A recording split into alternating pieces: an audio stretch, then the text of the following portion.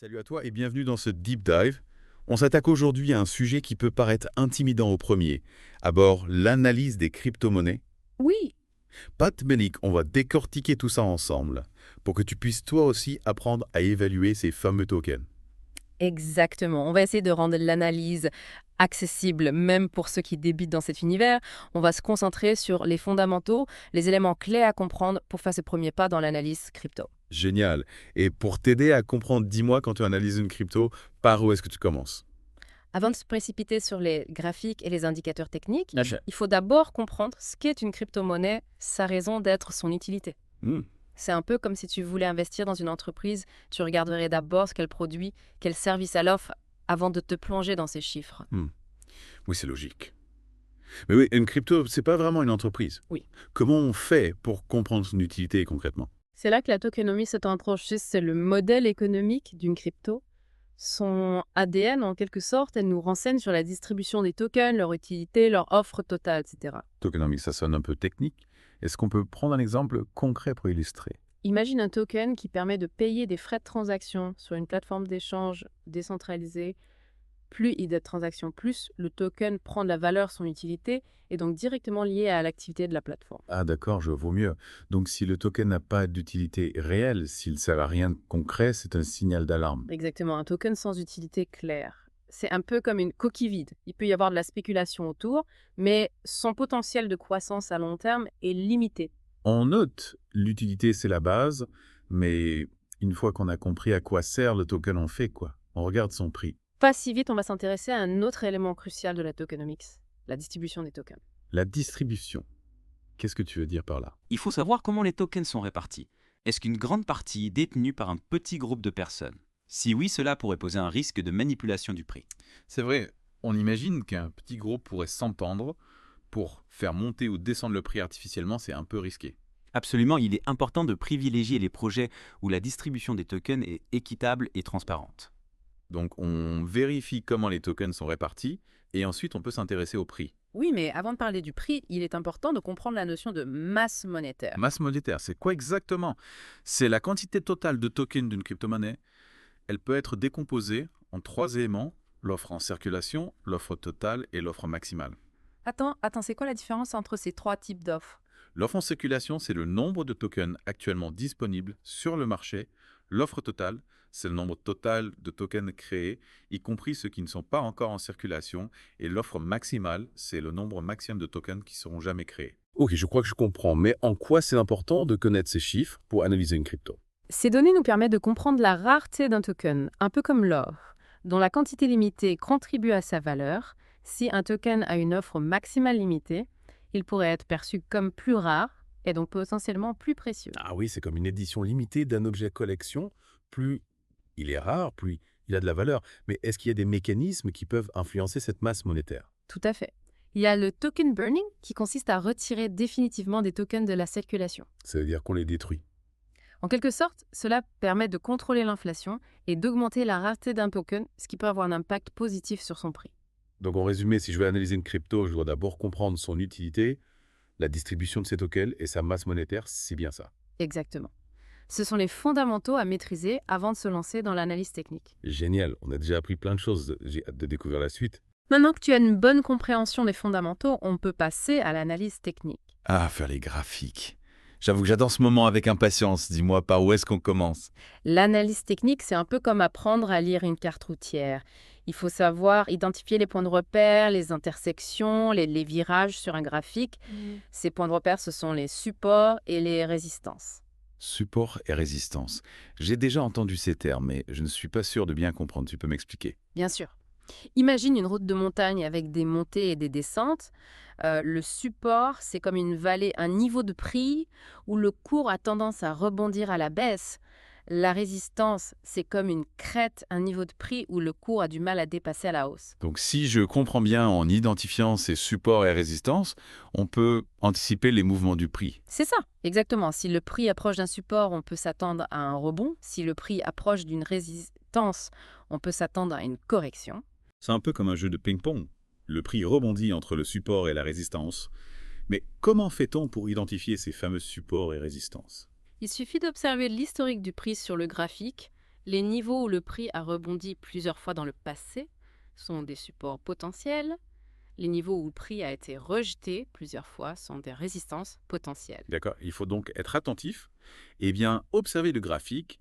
Et une fois qu'on a repéré ces supports et résistances, on fait quoi? On peut les utiliser pour déterminer nos points d'entrée et de sortie du marché. Par exemple, on pourrait acheter près d'un support en espérant un rebond et vendre près d'une résistance en anticipant une correction. C'est une stratégie qui me semble logique, mais est-ce que c'est vraiment aussi simple que ça? Y a-t-il d'autres éléments à prendre en compte sur les graphiques? Oui, il y a aussi les figures chartistes, ce sont des formations graphiques qui se répètent dans le temps et qui peuvent nous donner des indications sur la direction future du prix. Ah, les figures chartistes. C'est vrai que j'en ai entendu parler, mais je n'y connais pas grand-chose. Tu peux m'en dire plus? Prenons l'exemple du double bottom. Imagine un Wally sur ton graphique. Le prix touche deux fois un même niveau de support formant la figure en Wally. C'est souvent perçu comme un signal de retournement aussi indiquant que le prix pourrait commencer à monter. Intéressant. Donc si je vois un whale sur mon graphique, c'est un signal positif. Pas forcément, il faut toujours combiner l'analyse des figures chartistes avec d'autres indicateurs et tenir compte du contexte global du marché. Tu parles d'autres indicateurs? Lesquels, par exemple? Il existe de nombreux indicateurs techniques qui peuvent nous aider à analyser le comportement du prix, par exemple les RSI, le MACD, les bandes de Bollinger. Attends. Encore des gammes techniques. C'est quoi tout ça? Pas de panique, on va les démystifier un par un. Le RSI, c'est un indicateur de momentum. Il mesure la force relative des mouvements de prix et permet de détecter les zones de surachat ou de survente. Surachat, survente. C'est-à-dire, Imagine un marché où tout le monde achète, poussant le prix très haut. On pourrait dire que l'actif est suracheté inversement. Si tout le monde va faisant chuter le prix, on pourrait dire que l'actif est survendu. D'accord, je vois l'idée. Et le MACD, à quoi ça sert? Le MACD est un indicateur de tendance qui permet de détecter les changements de direction du prix. Il utilise des moyennes mobiles pour identifier les croisements qui peuvent être des signaux d'achat ou de vente. Donc le RSI nous renseigne sur la force du mouvement et le MACD sur la direction du mouvement, c'est bien ça. Exactement. Et pour compléter notre boîte à outils, on peut aussi utiliser les bandes de Bollinger. Bande de Bollinger, à quoi ça ressemble? Imagine une autoroute avec 3 voies. La voie centrale, c'est la moyenne mobile du prix. Les 2 voies latérales, ce sont les bandes de Bollinger.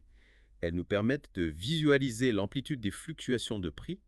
Plus les bandes sont écartées, plus la volatilité est élevée, plus les bandes sont resserrées, plus la volatilité est faible. D'accord. Donc les bandes de Bollinger nous indiquent si le marché est calme ou agité. C'est plutôt clair. En combinant ces différents indicateurs techniques, on peut obtenir une vision plus complète du comportement du prix et prendre des décisions de trading plus éclairées. génial. On a vu les supports, les résistances, les figures chartistes, les indicateurs techniques. On a vraiment de quoi faire. Mais avec tous ces outils, comment est-ce qu'on définit sa propre stratégie? Il n'y a pas de stratégie unique. Chaque trader doit trouver celle qui correspond à son profil de risque, à ses objectifs et à son style de trading. Donc il faut tester, expérimenter, trouver ce qui nous convient le mieux. Exactement, le trading, c'est un apprentissage constant. Il faut se former, observer, analyser et apprendre de ses erreurs. C'est un peu comme apprendre à jouer d'un instrument de musique. Il faut s'entraîner régulièrement pour progresser. C'est une excellente analogie. Et n'oublie jamais la règle d'or du trading, ne jamais investir plus que ce que tu peux te permettre de perdre. Le marché des crypto-monnaies est volatile. Et il est important de gérer son risque de manière responsable. Ces conseils précieux. On ne joue pas avec l'argent du doyer. Hein? Merci pour toutes ces explications. On a vraiment appris beaucoup de choses sur l'analyse technique. On a vu ensemble les fondamentaux d'une crypto, la tokenomics. Puis on a plongé dans l'analyse technique avec les graphiques et les indicateurs. Oui. Mais il me semble qu'on a un peu survolé un aspect important, l'équipe derrière le projet. Ah oui, c'est vrai, l'équipe, c'est un élément crucial à prendre en compte. C'est pas comme le chef d'orchestre qui va donner vie au projet. Tu as raison, on n'investirait pas dans une entreprise sans connaître son PDG et son équipe dirigeante. C'est la même chose pour une crypto. Tout à fait, il est essentiel de se renseigner sur les développeurs, leurs expériences, leurs compétences. Ont-ils déjà mené des projets à bien? Ont-ils une bonne réputation? Et comment on fait pour trouver ces informations? Où est-ce qu'on peut se renseigner sur l'équipe? Le site web du projet est généralement une bonne source d'informations. On y trouve souvent la présentation de l'équipe, leur parcours, leurs expertises. On peut également consulter leur profil LinkedIn pour en savoir plus sur leurs expériences professionnelles. Donc on mène l'enquête, on fouille un peu pour voir qui se cache derrière le projet. Y a-t-il d'autres éléments à prendre en compte concernant l'équipe? Oui, la transparence est primordiale. Est-ce que l'équipe communique régulièrement sur l'avancée du projet? Est-elle accessible et ouverte aux questions de la communauté? La transparence, c'est la clé de la confiance. Si on a l'impression qu'une équipe se cache ou évite les questions, c'est plutôt mauvais signe. Exactement. Une équipe transparente qui partage ses succès et ses difficultés avec sa communauté inspire confiance et crédibilité. On a parlé de l'équipe de la transparence. On ne peut pas parler de crypto sans évoquer la communauté qui gravite autour du projet. Ah oui, la communauté. C'est le cœur battant d'un projet crypto. Une communauté active et engagée peut être un véritable atout pour son développement. C'est vrai qu'on voit souvent des communautés très soudées autour de certains projets. Mais comment on fait pour évaluer la force d'une communauté?